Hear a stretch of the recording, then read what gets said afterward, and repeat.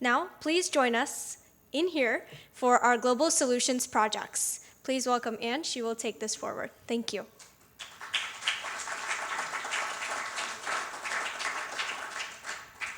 So thanks to all of you who presented from our community. As Ishita said, who's a senior at Maharishi School, we're just really proud to be part of a community like this. So thank you. I'm going to talk just briefly about the Global Solutions class, so we hope you'll stay for that. We're going to be having some presentations from the senior class of Maharishi School, from the entire senior class, all 6 of them. And I've just had the real distinct pleasure of working with all of them, thanks to Kay Jacob, who is the Dean of Academics and also one of the teachers at Maharishi School. About 2.5 years ago, maybe even 3 years ago, Kay approached me. She's a real incredible educator who's worked in schools actually all over the world. And she came to me and said, I have this idea about this class. Would you help me develop the curriculum and teach the class and see what we can do with it as an experiment, just working with the seniors? So every senior in Maharishi School is required to take the Global Solutions class. This is our 2nd year, and the way that we started the last 2 years is in December of the school year. We take the students away for a 2 to 3 day retreat where they learn basic leadership skills. And it's a time just to learn from each other and to practice their leadership skills because they're going to be taking off and they're going to be leaving high school and most of them will be going off to college. And they should take on that leadership role in a real global sense of the word. So we decided to allow the seniors to spend 4 months identifying a global problem or challenge that they might have that's scalable and may be applicable to the local level. And to spend 4 months really trying to understand what is at the root of the problem and then come up with solutions for solving that problem. Again, they only have 4 months, and so they're not trying to take on the world, but they're certainly trying to understand how to approach these kinds of problems. And so they use a lot of interdisciplinary skills to do that, to work on complex problem solving. So since we just have a class of 6 students this year, they've broken up into 2 teams. And they are still in the middle of developing their projects, but they have the concept and they have yet to develop their prototypes. So they're really giving you a progress report on where they are. And both teams picked local issues that are really scalable to the global level. So I'm going to turn it over to the teams for the rest of this session and have them present to you where they are with their solutions.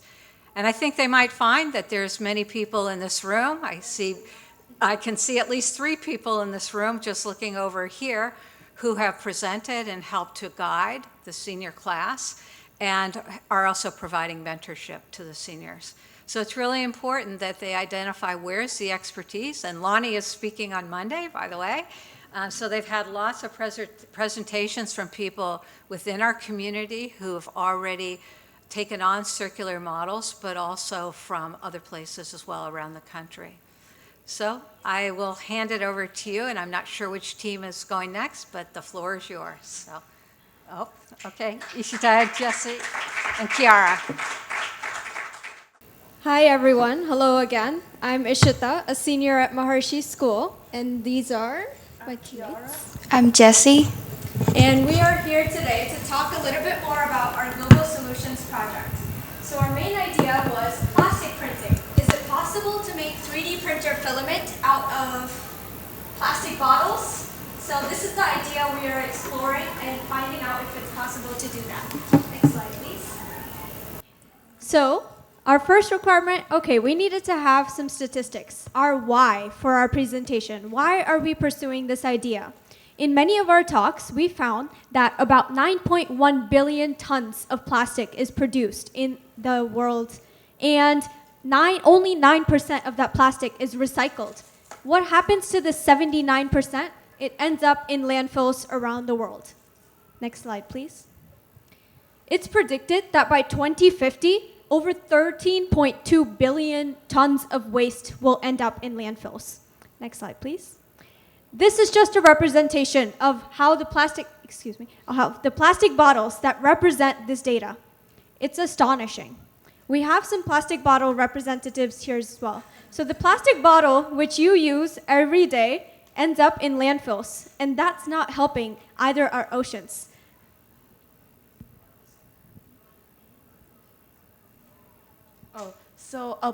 So during our research, about like nearly 500,000 tons is our waste that will end up in landfill. That was estimated for every year.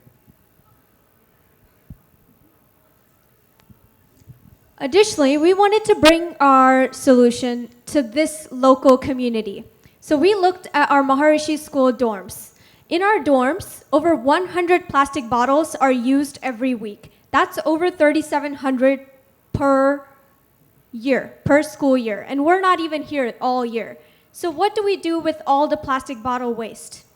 Next slide, please. So we had two problems. One was the school dorm waste, and additional was our club's 3D printing facility. Our 3D printing filament uses plastic PET filament, which is also harmful to the environment. So we're like, okay, we've got two problems. Is there a way we could target both birds with one stone? So we decided to propose the idea of creating a 3D printer filament out of plastic bottles, which would make sure that the dorm waste is taken care of, and it encourages our local clubs to take green action for the first time. Here's just a representation of all the dorm waste bottles, and our driving question was, okay, how do we impact our local community plastic bottle waste using the resources at 12th graders in high school at Maharishi School?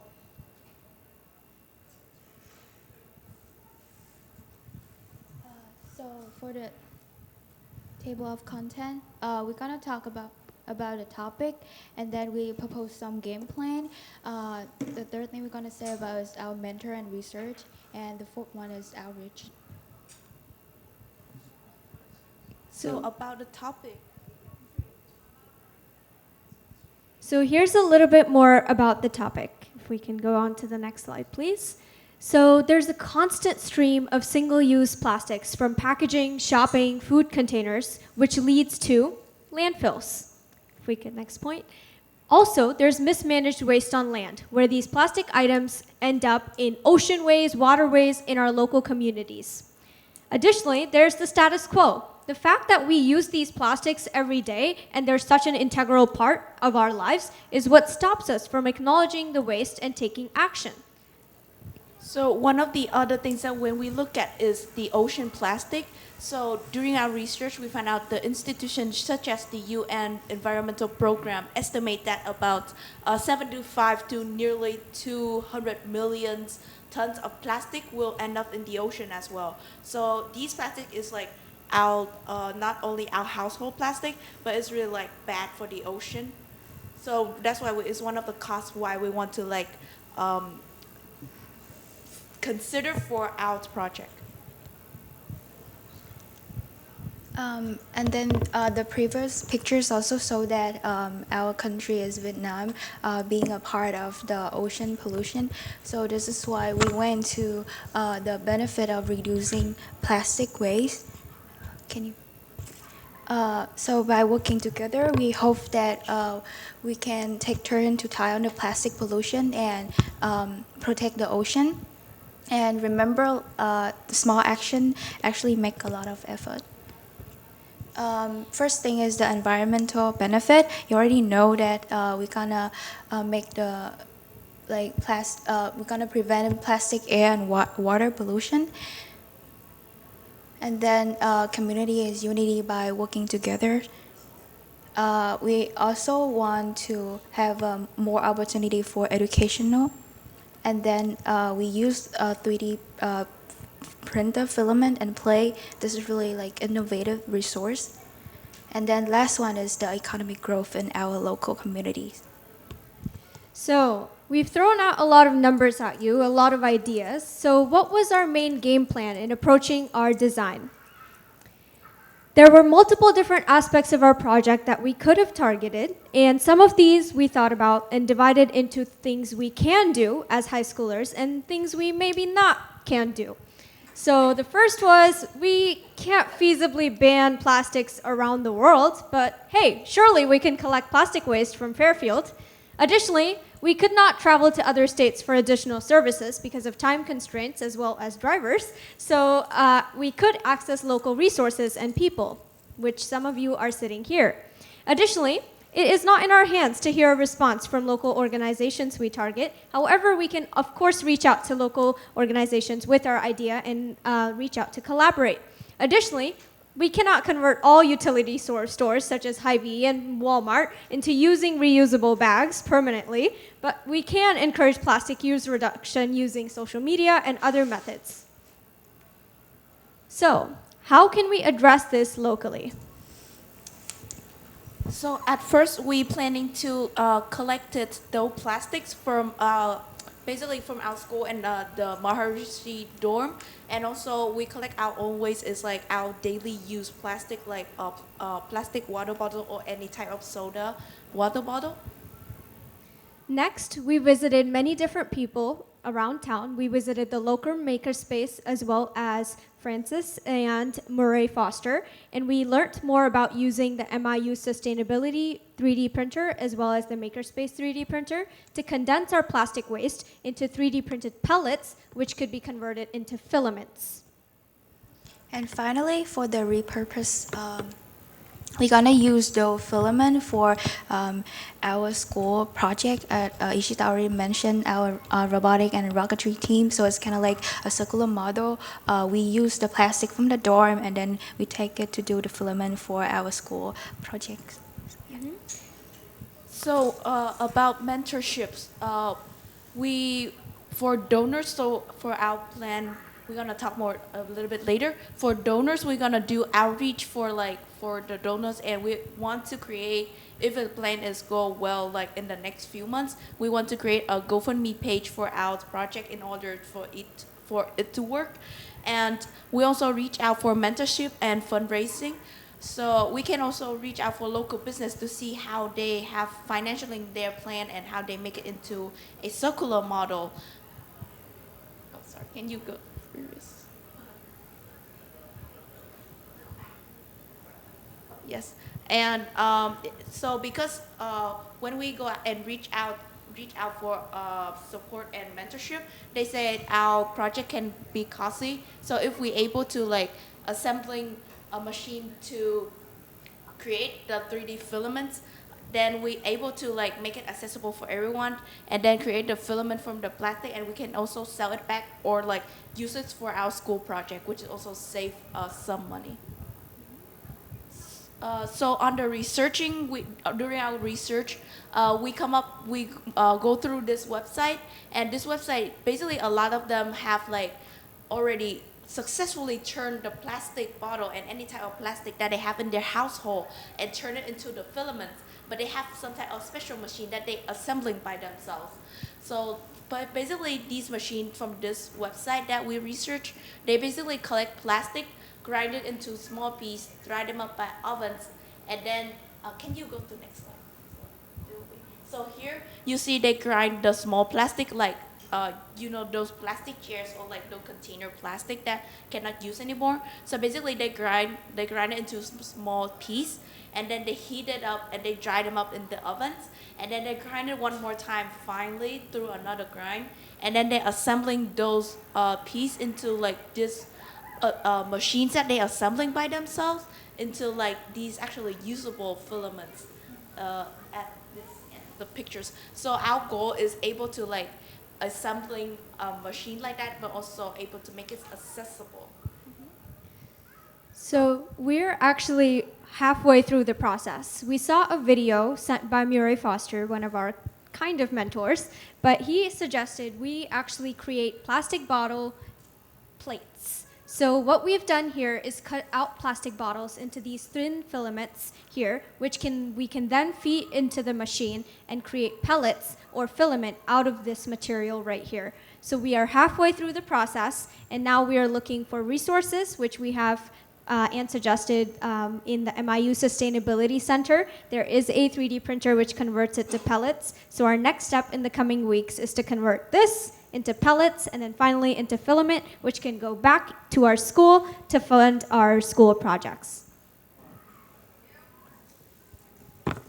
In order to do all these things, we have to mention about the financial stuff. First, we're gonna approach from bottom up, so from top to the bottom, from the bottom to the top, and then the component, the economic component of our project is to return to the amount of money it takes to convert collected plastic into material, and then the change in behavior. We hope that in the future, if our project is bigger, we can reduce the money, the taxes from collecting trash and plastic, and it's gonna reduce the taxes money. And then for the eco, we want to indirectly benefit our science community.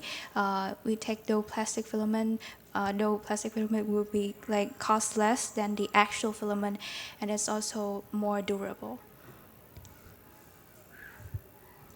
So this was one of the local organizations we contacted, the Iowa Recycling Organization. They basically take in cans, plastic bottle waste, plastic bags, and then recycle it. So we want to connect our project with them for a potential mentorship, as well as being able to spread our idea throughout our Iowa community to be able to be used by many other school communities who use 3D printer filament for their schools as well. So we wanted to make sure our idea was transferable to our local communities as well.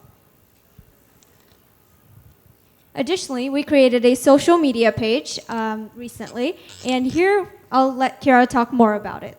So basically, we want to create an Instagram page or like a social media page in order to like update our process, and as well as like hope that we can reach out and like connect through the Instagram. And Instagram is also kind of like a famous platform for the youth, like that we can use to connect with people. So this is our Instagram that we will like continue to update our process on it. So if you'd like, please go ahead and scan the page and like follow us and make sure to like our posts. This would really encourage us to keep going and help maintain the. It is real, yes. Thank you for confirming, Ms. Jacob. We are just starting off, so we're small, but we will definitely be growing bigger soon.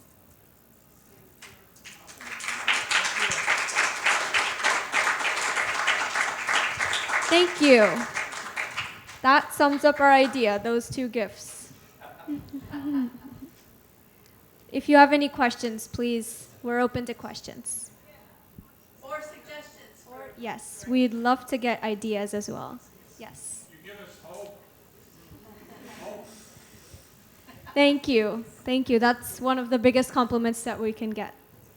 What is your budget for your equipment and getting all the necessary pieces in place to manufacture your process plastic? Thank you for the question. So our first product is, of course, gathering all the plastic bottles because that is the essence of our project. We already have ties with the Maharishi school dorms. I mean, 2/3 of this team is from the dorm, and they use plastic bottles, so we've got a vendor right here. Additionally, we are connecting with the MIU Sustainability Center. They have a 3D printer, which converts plastic waste into 3D pellets. And then our next step would be to buy a machine from eBay, which converts the pellets into filament. And what is your total budget estimate? So we talked to Murray Foster about this, and he suggested our budget be $1,000 because he's looked into different eBay machinery as well as the MIU Sustainability Center, and he thinks $1,000 should sum it up. So we plan to fundraise for this money using GoFundMe as well as bake sales and other local methods we can do.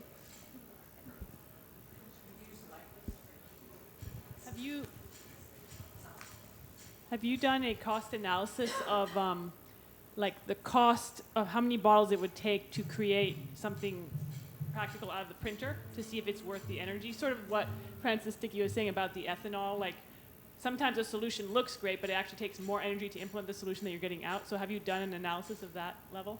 So we haven't written the analysis down, but I've personally worked with the rocketry team into making different 3D parts, and I know one filament costs about $200 per roll. So if we were to take plastic bottles, which other people have already used, and convert it by using, say, a $200 to $300 machine, that machine we can reuse all the time, and then we can take those 100 bottles per week, convert it into 3D pellets, use the machine to convert it into 3D printer filament, which we can then resource back to our local community, our schools, so we can use it. And I would assume that costs would range around $50 per filament roll, which is 1/4 the price that is currently out in the market. Yes.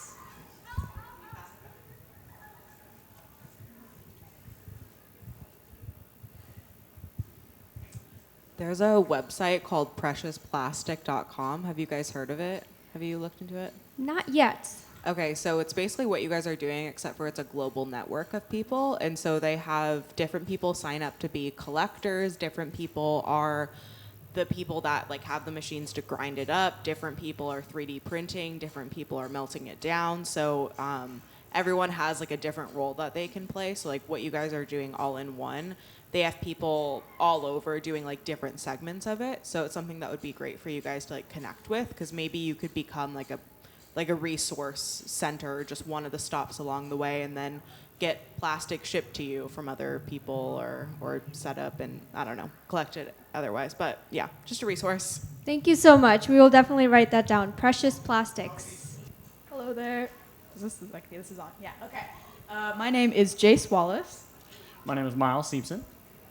My name is Dyra Voss. And we have our Global Solutions project on reducing waste in Fairfield. Oh, this is me? Okay. So, this is a place in our world right now. This is not photoshopped. And this is pretty nasty. I don't think anyone wants to live in this, right? I mean, would anyone here raise your hand if you want to actively live in a place like this? Jesse, put your hand down. Okay, so what is the problem that we are addressing? So nature doesn't make the kind of waste that you saw in that last photo. We humans do. And everyone in this room has an impact. Everyone in the world has an impact, no matter how small, on that sort of outcome. But not everyone is doing their part to reduce that sort of outcome. So how do we make good, environmentally conscious choices and habits, even if you have a really busy life and can't sort your trash every day?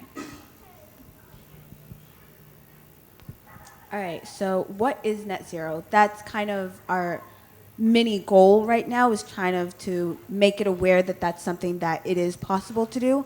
So a quote that we found from EPA, net zero means reducing, reusing, and recovering waste stream to convert them to valuable resources with zero solid waste sent to landfills over the course of a year or however long it's necessary. Now, why do we want to go net zero in the first place, right? Like, what's the actual benefit to reducing our waste? Well, there are two main issues that I find. One is pollution. Pollution causes a lot of early deaths in humans and in ecosystems, right? So that's something that we got to stop, because truthfully, it's just harmful to us. And the second thing is the economical standpoint, which is that we have to pay money to the government to either, just store the waste that we're putting there anyway, or instead of reusing waste, right, we just throw it away and someone else has to go out and buy more resources. So we're pretty much just burning our own money here. But we also want to note that for our goal of net zero, recycling or reducing waste isn't the way to get to net zero, but it is certainly the first step. Okay, so today we are here to address awareness, an easy start on how to start your goal of trying to work towards net zero, personally and company-wise. And then the numbers, the Fairfield numbers. So, I will be talking about Fairfield waste numbers.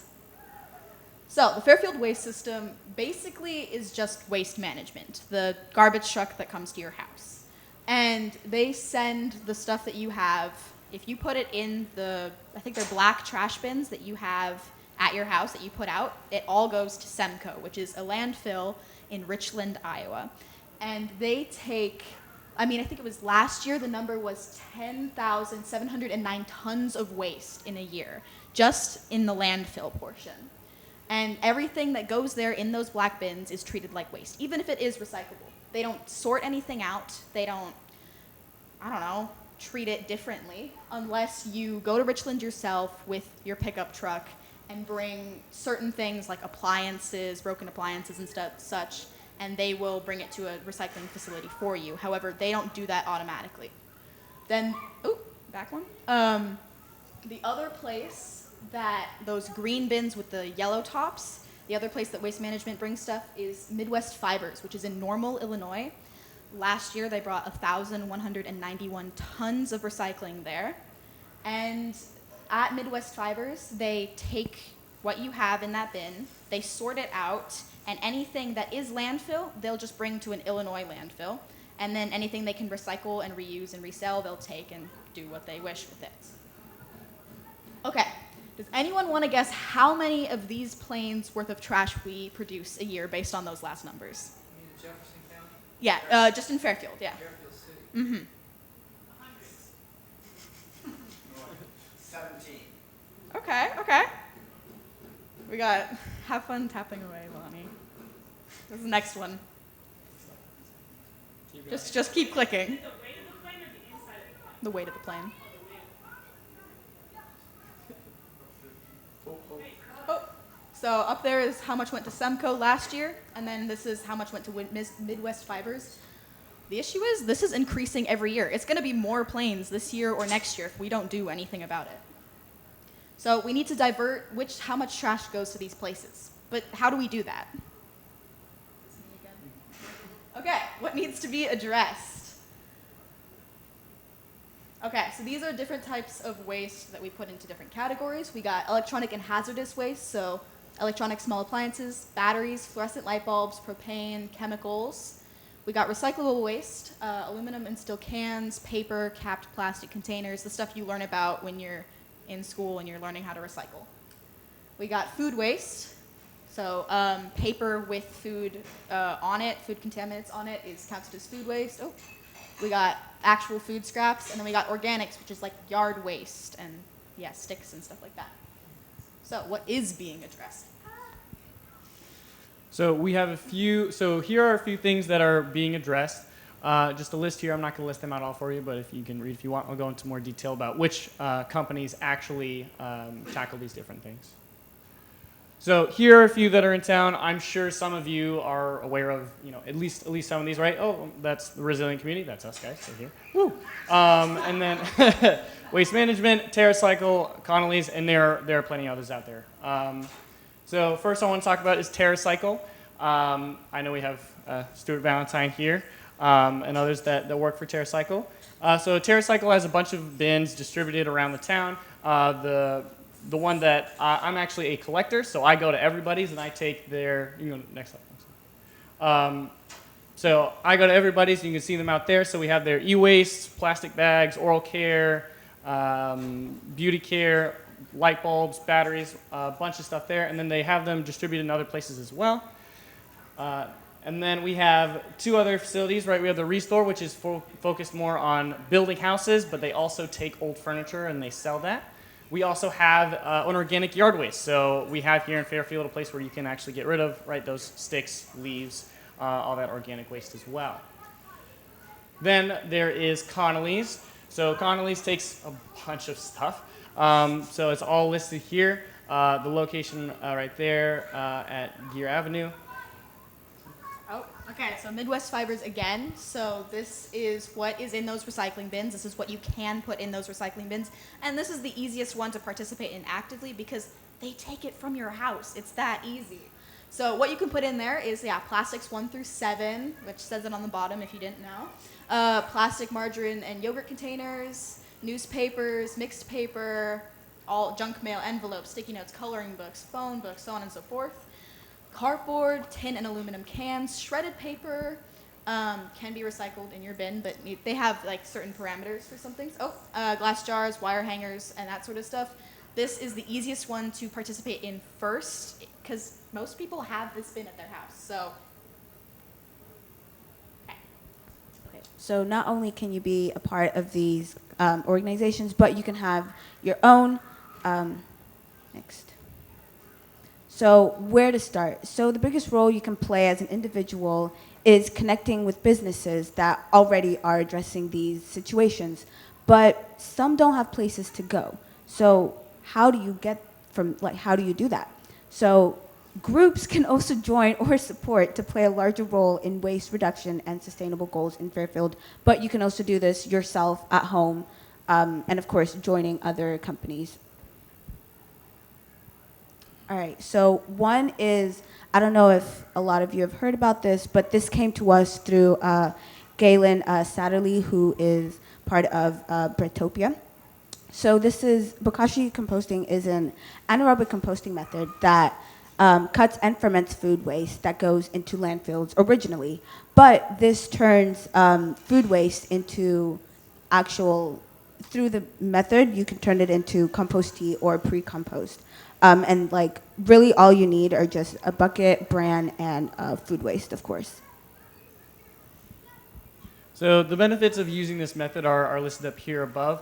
One of the main complaints that I've heard from people who use regular composting is the smell, right? It's a huge pile of that food waste, and it just brings a bunch of odor, and you know, it's just disastrous. So people have come up with ways to try and reduce that smell, and there are ways, but it tends to be very, very strenuous, and there's a lot you have to do in order to actually manage it.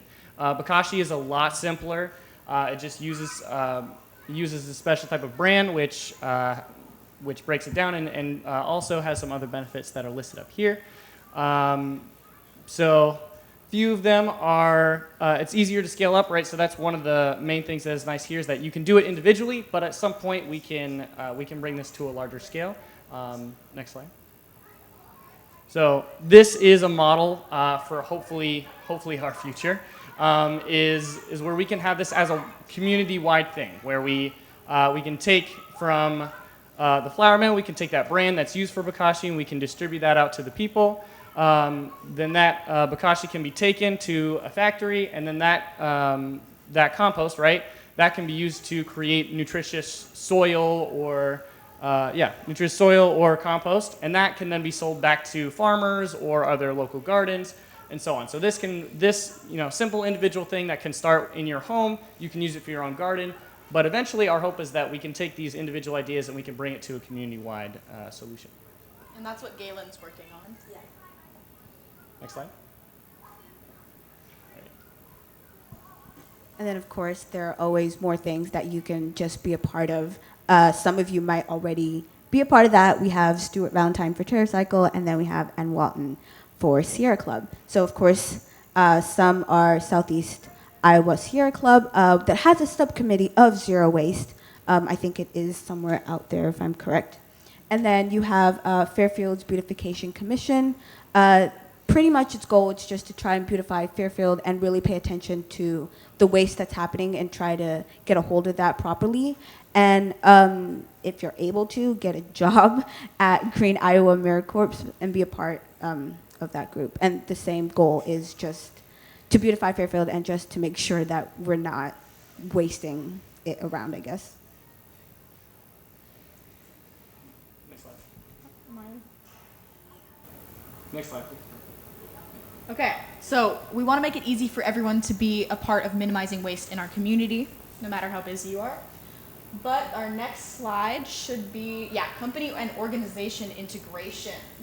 So you can go to the next slide. Okay, so easy things your company or organization can do, because we have a lot of businesses and entrepreneurial businesses in town, and then a lot of long-standing companies and organizations. So here are some simple things you can do. So make sure your company understands recycling versus trash when it comes to waste management, what goes in that green bin and what goes in that black bin. Looking into composting, a composting system, an animal feed contribution, or the bokashi method with a farm for your food waste, especially for restaurants. So having a good way to get rid of all that food waste so it's not just ending up in the landfill. Plan your event sustainably. Don't bring anything that you don't know how to properly recycle, compost, or otherwise discard of. So if you're buying stuff for an event, make sure that is going to be able to be recycled at your event or so it doesn't get taken out into the landfill. And then consider going paperless, which many people are doing because it's pretty easy. We have electronic stuff. So these are simple things you can do to establish this in businesses, but please look to make it a pillar of your business in the future. So we got some bigger things that you can do. So work on solely running your company off sustainable energy, so wind energy and solar power. Any machines you use, your lights, electronics, I mean, solar panels are becoming more popular, and we have a business in town that we have not talked to yet that I think makes them, and it's really interesting, but we have not talked to them yet. So organize your partner with a farm, community garden, or composting facility for food scraps for restaurants, and make any product you sell for your business be 1, reusable, 2, recyclable, 3, compostable, or 4, edible. You should plan where your product goes before you sell it. Okay. Many businesses in Fairfield are working to be sustainable, and many are sustainable, but many still produce waste that contribute to that 11,900 tons and counting. We need to continue to take steps as a community to create good habits about our waste and really maximize what we have, even if it starts with smaller steps. Everyone can help, every individual, every household, every business, every company, and in the end, all of us as a community can work towards this goal. All we have to do is start talking about it. We got this, Fairfield.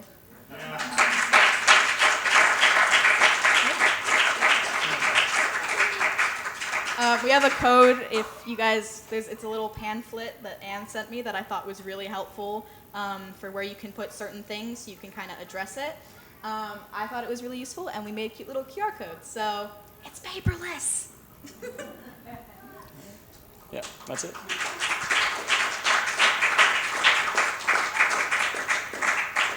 Thank you. Yeah, thank you so much. We're not going to take questions because there's a lot of ruckusness happening out there for the next event. But I just want to note the importance of how our community works. We have, under Faith Reeves, our sustainability coordinator, 6 different subcommittees working on moving us towards being a more resilient community.